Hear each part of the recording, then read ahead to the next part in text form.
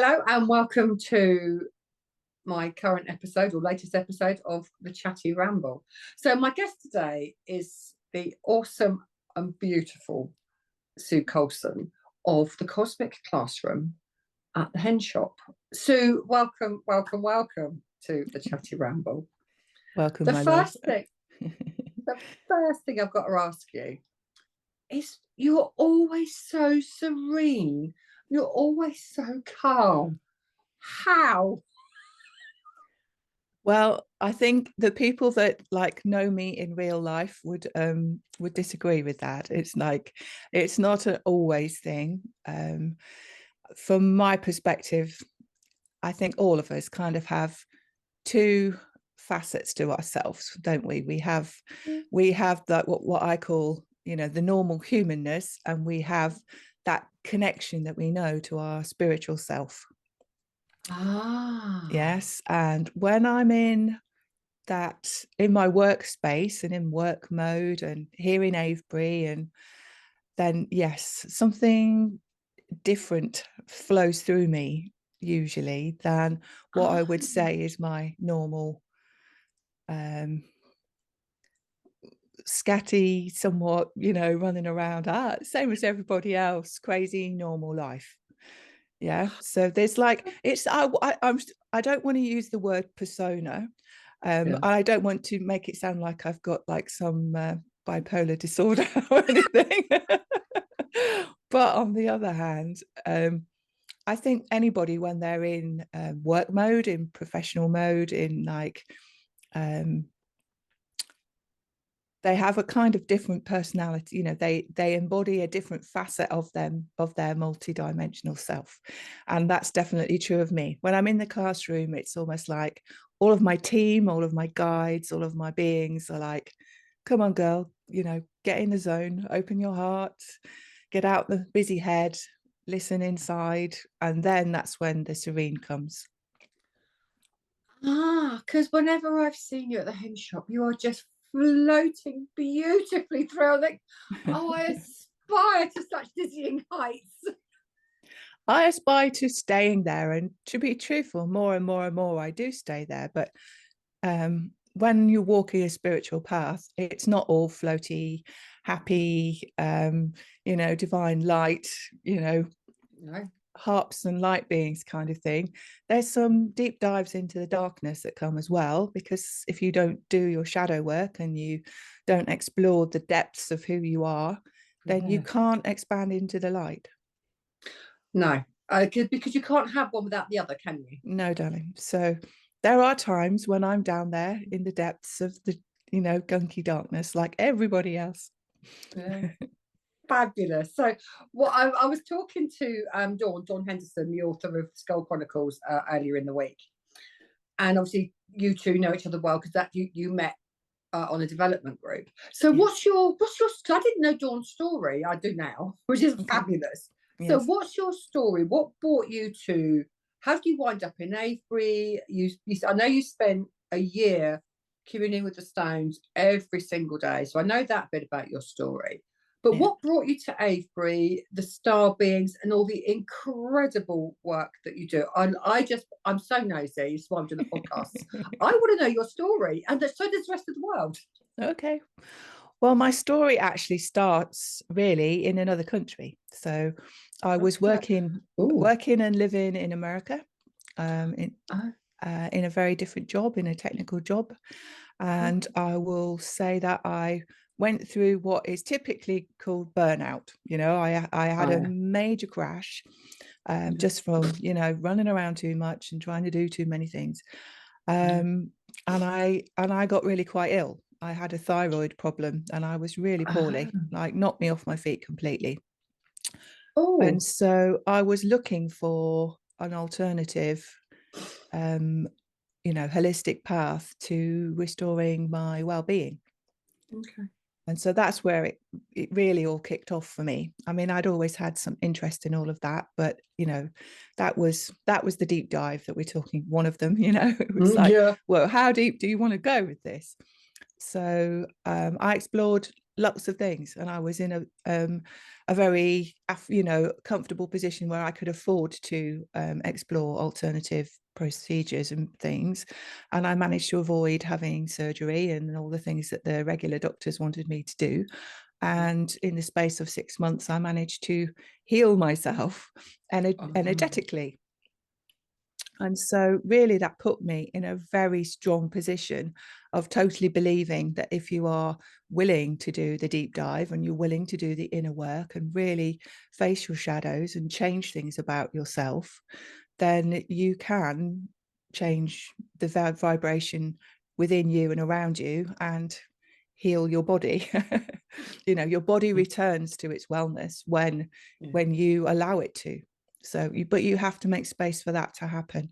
So really that was the kickstart of that. So it was exploring more about energy, and that path led me on some fabulous journeys, which maybe are for a slightly different time, but really they were about me learning how to follow my heart. You know, those journeys. So was all this in America, or had you come back to the UK at No, this was in America. That's why I'm saying it may be not for this story. But it taught me to follow my heart, and really my journey back to the UK, you know, at the time felt like my world was crashing in around me. You know, I split up, changed the relationship. There was problems and complications with me staying in the US for my work visa. I kind of felt like the cosmic forces were ejecting me, and you know, I landed back here. And I'm like, okay. And I came to stay with a friend who's quite a spiritually open friend and lived not too far away from Avebury.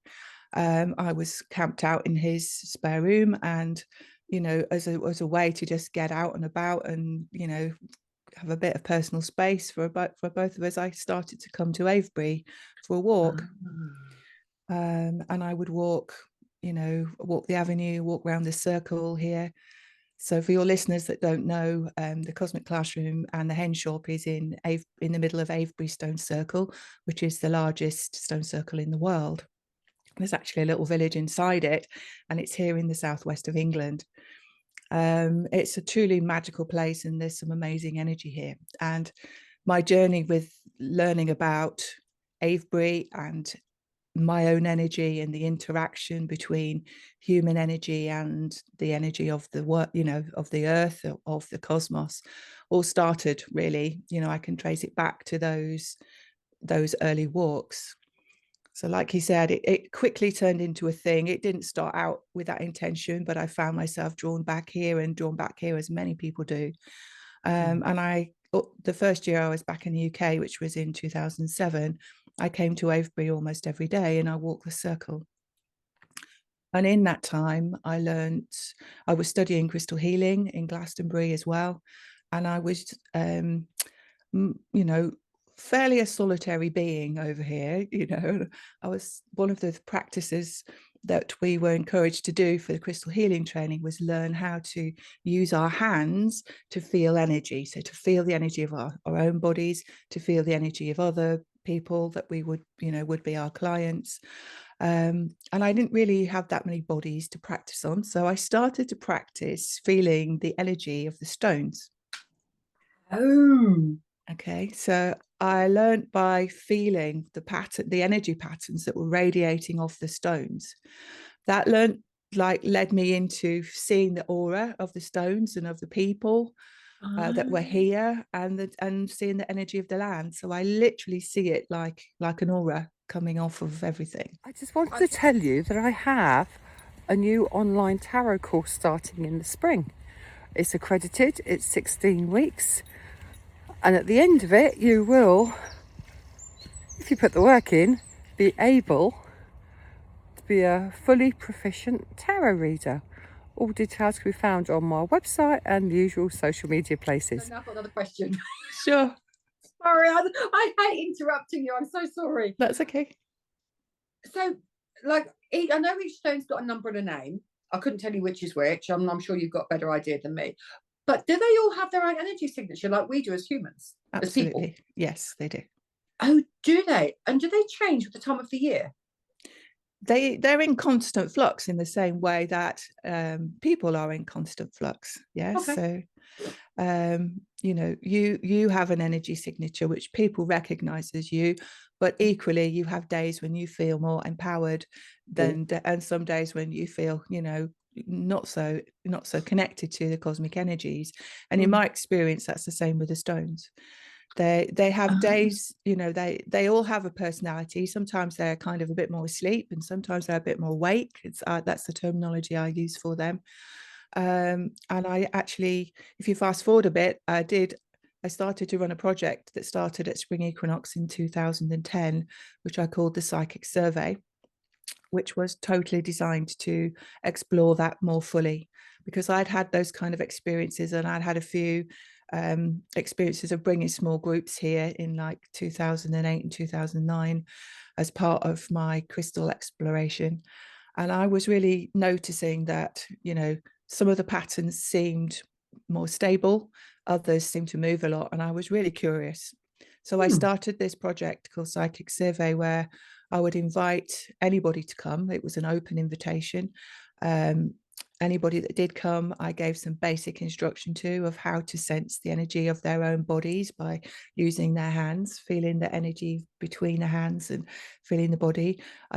I'd show them how to do that with the stones, and I'd send them off with a clipboard and place, and destinations to go. It was a 2.5-hour commitment if you chose to come, and we would do a journey around the whole circle.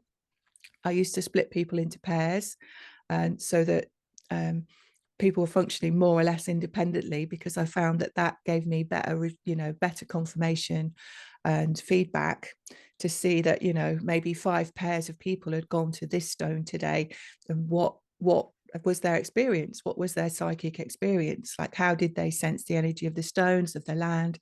Did they receive any insights, information, words, images, anything like that, and to write it down and give it me back. So I have this huge stack of papers that, because I did that every week. So for the full moon, the quarter moons, the new moon, every month, consistently for 2.5 years. And then we pulled that back to doing it just for the full moon and the new moon.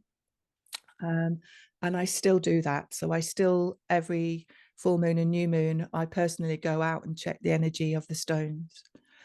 And so I have this database in my head of what's going on.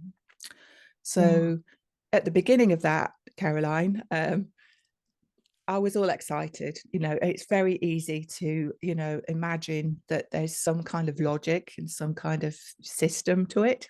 Yeah. And I was, my background, as I said, was kind of more logical and engineering. So it was like I had this scientific, let's prove it kind of mentality to it. Let's find out what it is.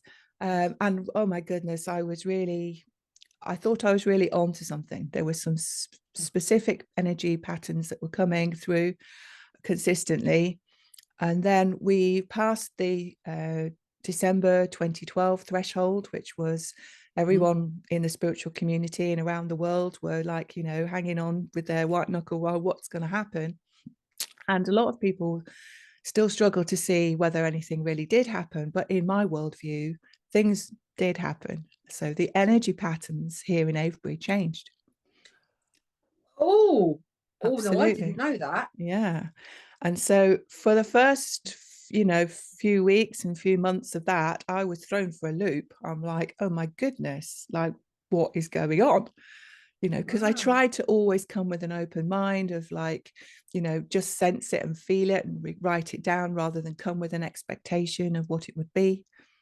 But the reality was, where there had been energy that was grounding, that the base chakra grounding energies, they just weren't available. They weren't there.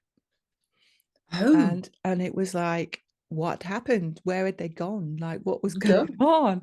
So it was a crazy time of investigation, basically, of like what had happened, what was this shift, and how had it changed. So do you know? I do know. You're going to share it with us? I'm now interested in what happened. Well, it ended up with us being out here with like A-frame step ladders so that we weren't touching the stones, but we could climb up and assess the energy higher up than we could reach in our human form. And I found that the energy had gone up. And so through my sensing the energy with my hands, I discovered early on that there are actually bands of energy that run around the stones. And I had a beautiful confirmation for that quite a few years later, when I read one of Maria Wheatley's books, because she's been out there with electronic equipment and actually recorded that. So Maria Wheatley, for those that might not know, is a very well-renowned, very well-respected and very deserving of that title local dowser. You know, she an Earth Mysteries teacher. She runs the Avebury Experience mystery schools. No, I can't, that's not quite right, but the Avebury Experience is her website. She talks on Gaia TV and, you know, quite a high profile conventions and things. But she's done the electronics analysis of this.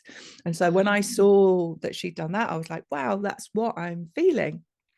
Right. And so I love that confirmation we get it. And sometimes it is years later, isn't it? But it's so nice to have it and have that backed up in a scientific way. Yes. Well, it's just, you know, I mean, at that point in my life, you know, I was 2 or 3 or 4 years into my, you know, what I'd call full immersion into my spiritual journey.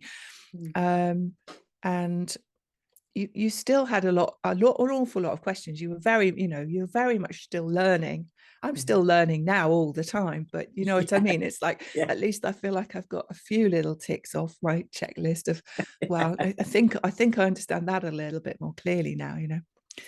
But bless her. So that was a real confirmation for me. So I write a blog every month, for the full moon and the quarter and the new moon, full moon, new moon, and sometimes in between as well, which always are an energetic report of what's happening here at Avebury, as well as the astrology insights and whatever information has come through from elsewhere. We'll get to that in a minute. And so anybody that reads those blogs and sees, you know, what I've written, that's how I come to those conclusions. It's by being out in the land, feeling the vibrations that are flowing through the earth, sensing the energy in the stones, and listening inside for the messages that come. So I often share a message that I call, you know, message from the stones, and it's the intuitive insights that have come through that experience. So where can I find this blog? I didn't know about this. Okay, that's on my website, which is cosmicclassroom.co.uk. And there's a tab on that site that's called the library, which is basically a blog, and it holds the records of all of the insights that I've written since I started that website. So it's not, it doesn't hold all the records from way back, because it would take me a long time to catch that up, but it's got all, you know, the last few years worth. That's still an enormous amount of work, Sue.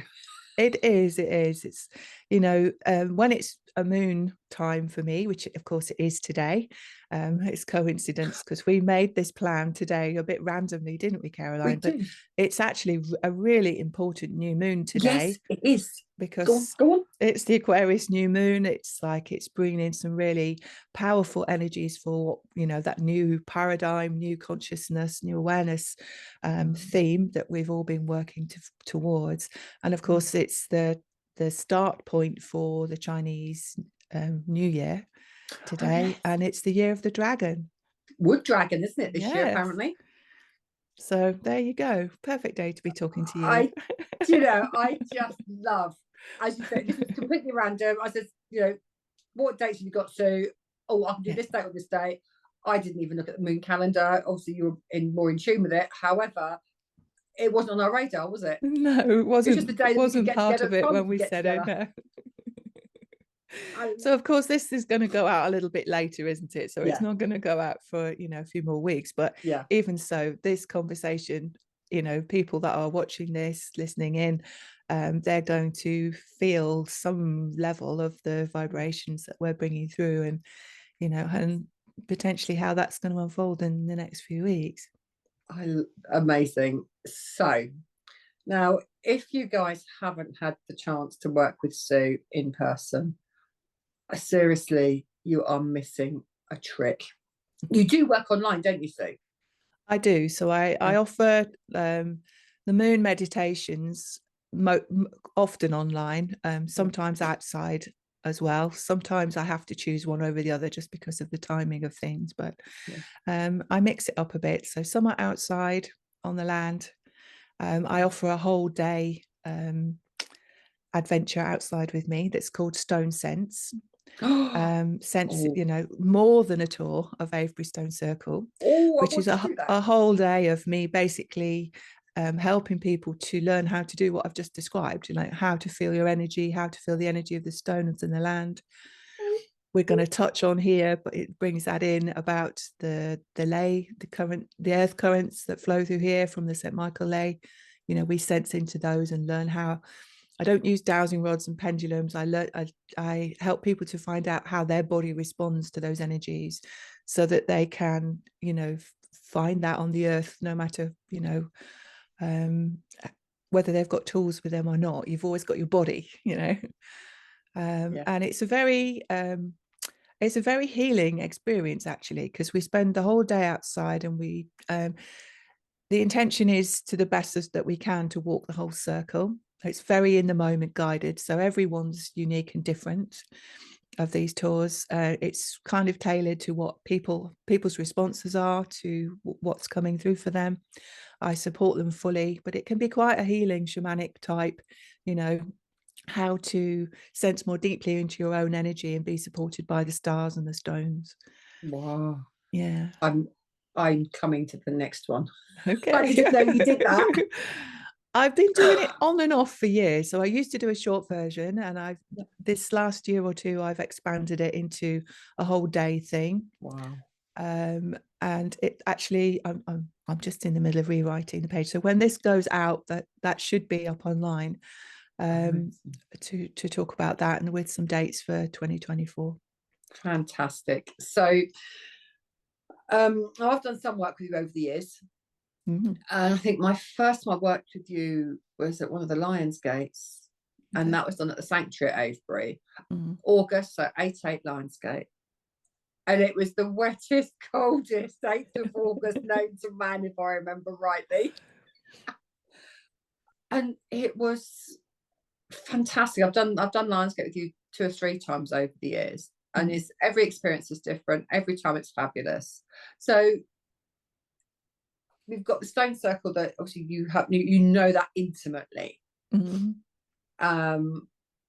There's Lionsgate and the energies that you channel, use, work with, bring down for that energy for the earth. Yes. And then you've got Tony. I have. And the star beings generally. So how does all that knit together? It all knits together by like we said, starting with the land. And part of one of my moon meditations one day, the Psychic Survey Project, I was standing in one of the quarter directions, and there was only 4 people with me. We'd all chosen to be at a different, you know, a different node, a different point on the circle to do the moon meditation.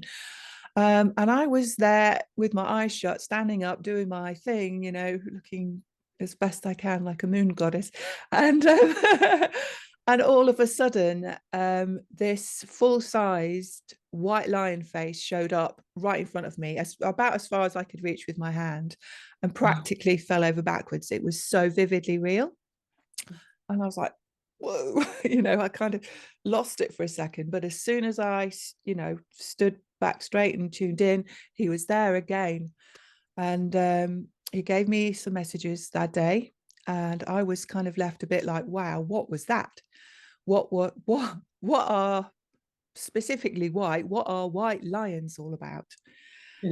Because I'd never heard of white lions. I mean, you hear many myths about white creatures on the earth, you know, white buffalo from the Native Americans and all of that, but I'd never heard of white lions.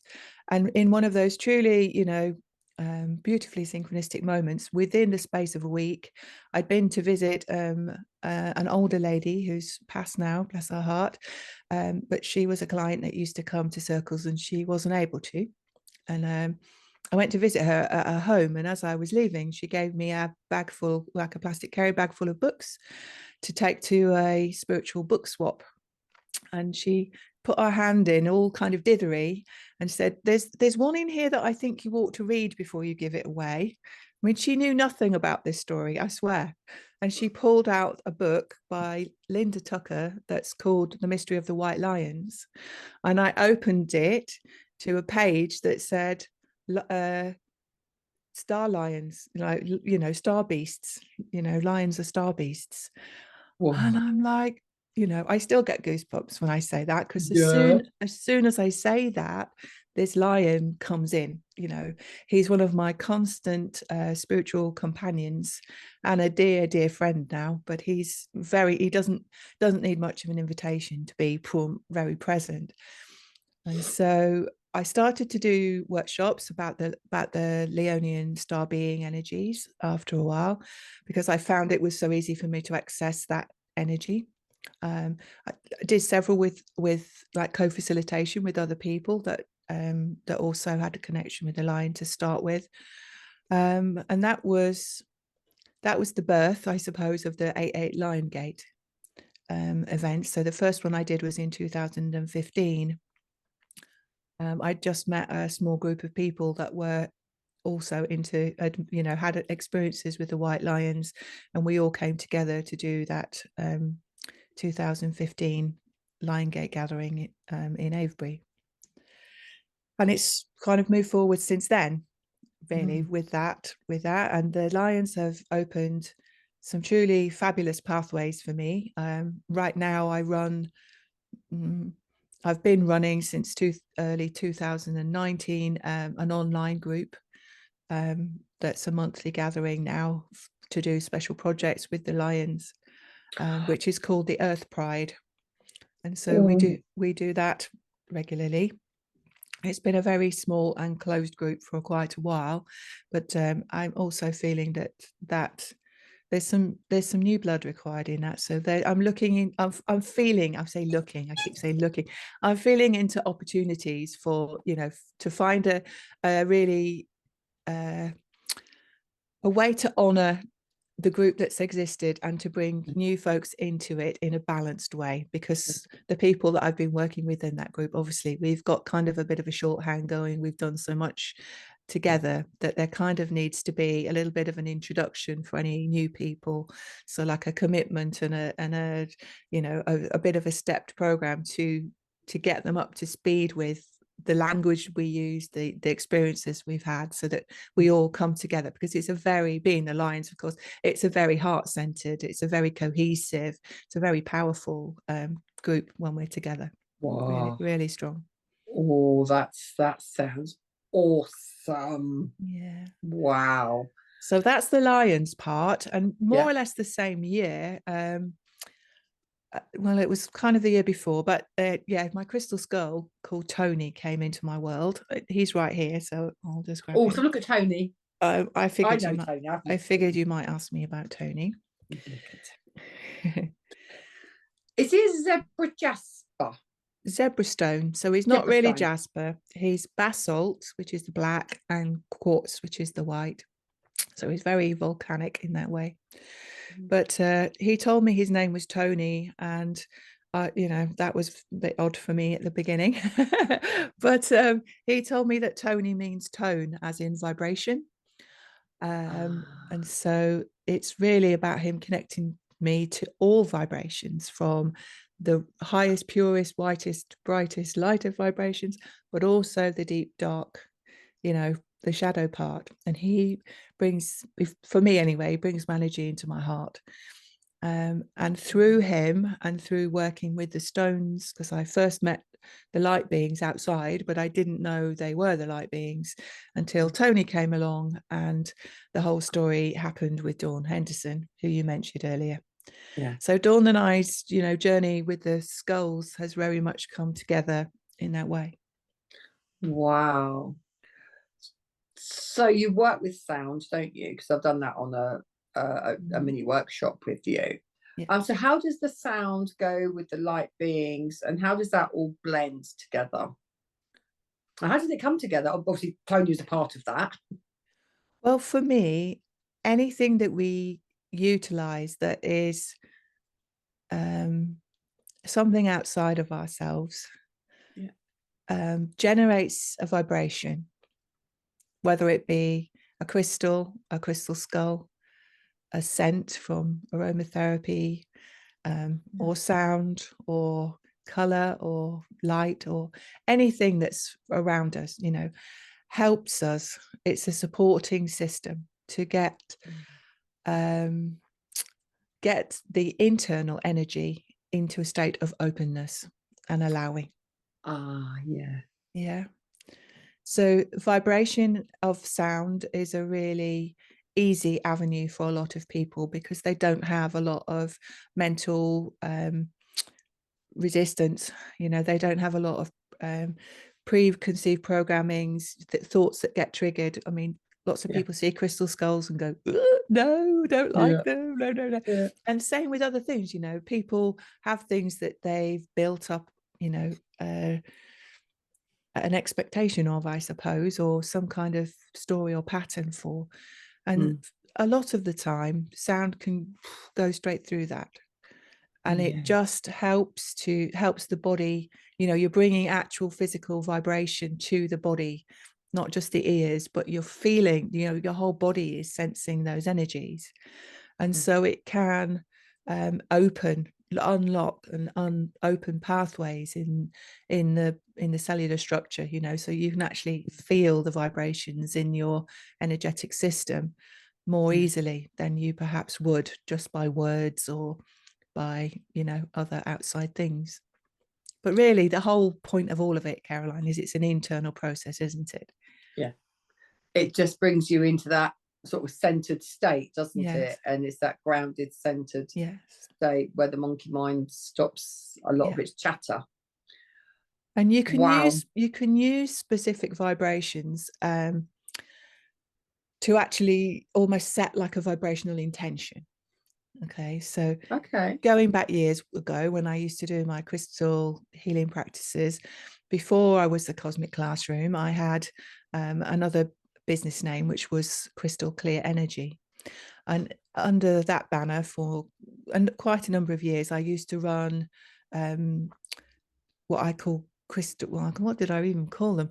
They were crystal workshops, basically. So it would again be here in Avebury, but in the local village community centre.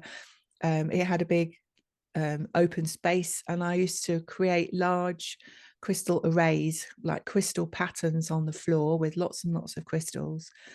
And we would do journey meditations, very shamanic style, explore your inner world, inner consciousness, by actually laying inside these crystal patterns, because they were like setting the radio dial. You know, I was always intuitively guided. It was never, you know, a recipe from a book. It was always what came, or what visions and dreams I was shown, and guidance that came as to what crystals to use.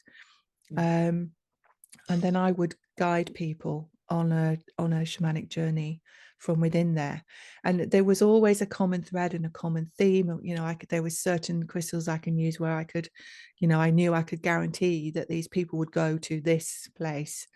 It was literally like setting a dimensional frequency radio dial, so where we would go. And so I still utilize that, but maybe a little more subtly, as part of my work as a facilitator. Really, my job now, I feel, it's to create the space, to create the energetic container for people to come here, to be able to relax, to open their own sense of, you know, fully expand as much as they can, their own sense of self. That's why I call it that multidimensional experience, because the words that have come for me is to help people to expand and expand and expand into that multidimensional state of being, and to really just be the anchor, the overviewer, the one that's keeping the the place balanced for everybody to feel safe and comfortable, and to invite in the beings that we meet from those higher dimensions, so that everybody does it for themselves. You know, really, it's not about me being a teacher or a preacher, or, you know, really sharing what I know, what I've learned along the way. It's allowing other people to come and have those experiences, to make it an authentic thing for them, because truly that's the only way people can believe that in this stuff. You don't ever really truly believe it until something's happened to you. That's my worldview anyway, you know. And I'm happy to give people feedback, but, you know, that happens naturally in the groups, because if we go to a specific, you know, to a star, so I work with the star nations now, as you know, and, you know, we don't just work with the ones that lots of people heard. We often go to visit star nations that nobody's heard of, or, you know, strange stars and weird places. But in the group, everybody will have a coherent experience. You know, they'll all see it through their own lens, their own vision, their own way of perceiving things. But there is a common thread always to the group work.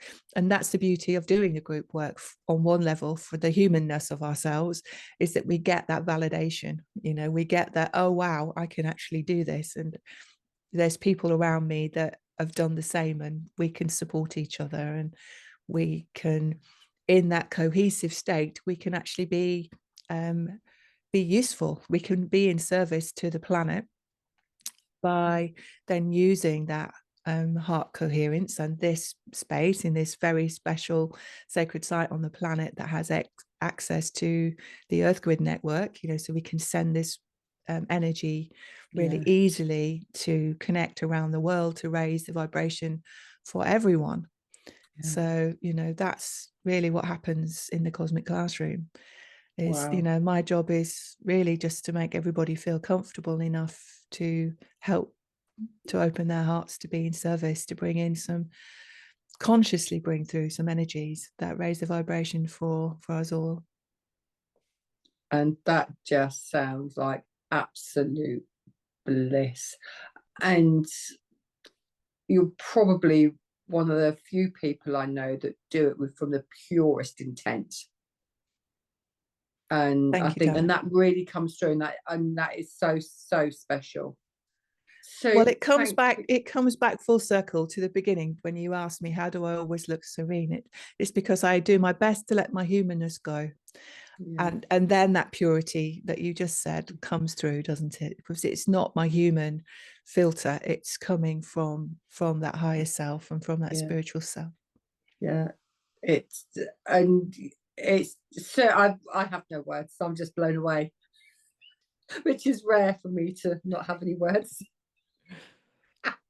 Sue, thank you so much. So where can people find you? Obviously, Cosmic Classroom is your website. Yes. So Facebook? CosmicClassroom.co.uk is a website. I'm on Facebook as Cosmic Classroom. You'll see my face, and also as myself, as Sue Coulson, which is Coulson. Fabulous. We will put all the links below on this, so you just click the links and go and find Sue. Yeah, it's been an absolute pleasure, Sue. Thank you so much for talking to me. Likewise, my darling. Thank you for inviting me. It's been a real pleasure. Always a pleasure to speak to you, and I will see you guys, or speak to you guys, in the next video. Till then, take care.